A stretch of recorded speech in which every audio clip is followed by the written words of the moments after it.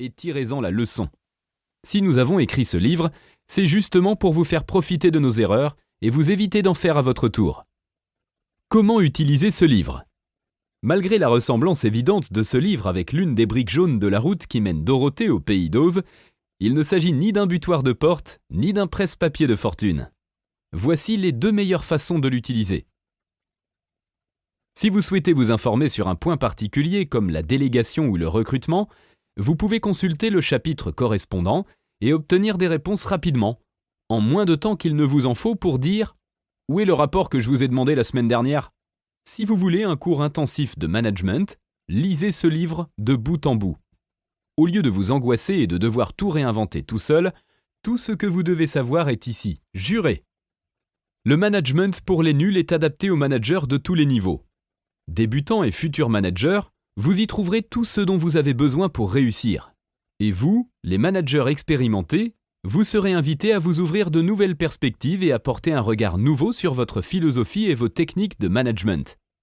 Même si, selon le proverbe, on n'apprend pas à un vieux singe à faire la grimace, il n'est jamais trop tard pour effectuer des changements qui rendront votre travail et celui de vos employés un peu plus facile, un peu plus amusant et beaucoup plus efficace.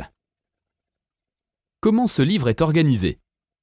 Le management pour les nuls comporte 6 parties, décomposées en chapitres, consacrés chacun à un sujet précis. Vous pouvez lire chaque chapitre indépendamment des autres, commencer par la fin, ou simplement vous promener avec le livre sous le bras pour impressionner vos amis. Chacune des parties traite d'un grand thème du management. En voici un résumé.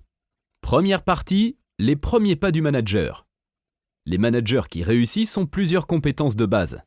Cette partie s'ouvre sur une présentation des managers et de leurs tâches, pour ensuite décrire leurs principales compétences, organisation, délégation et leadership. Deuxième partie, s'occuper des autres, recruter, motiver, accompagner. L'essentiel du management se résume à faire le travail par les autres.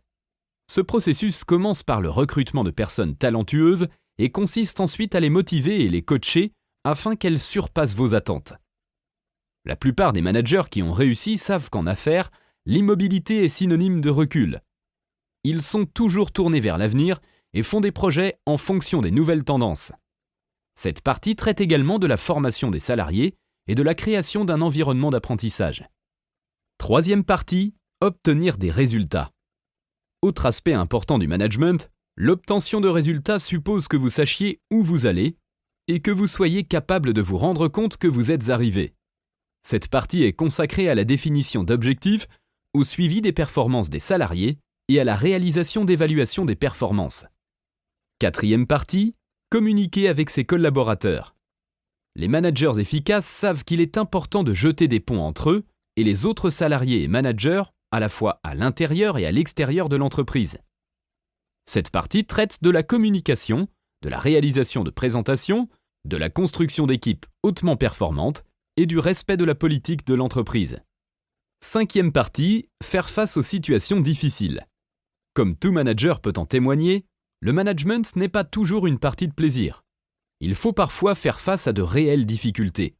Dans cette partie, nous passons en revue les tâches les plus ingrates du management, notamment gérer le changement et discipliner les employés.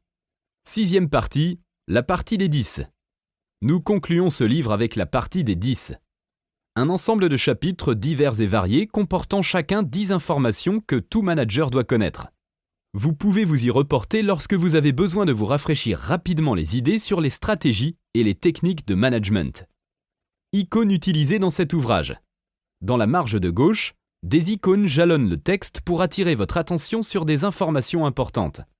En voici la liste. Trucs, conseils ou astuces pour faciliter le management.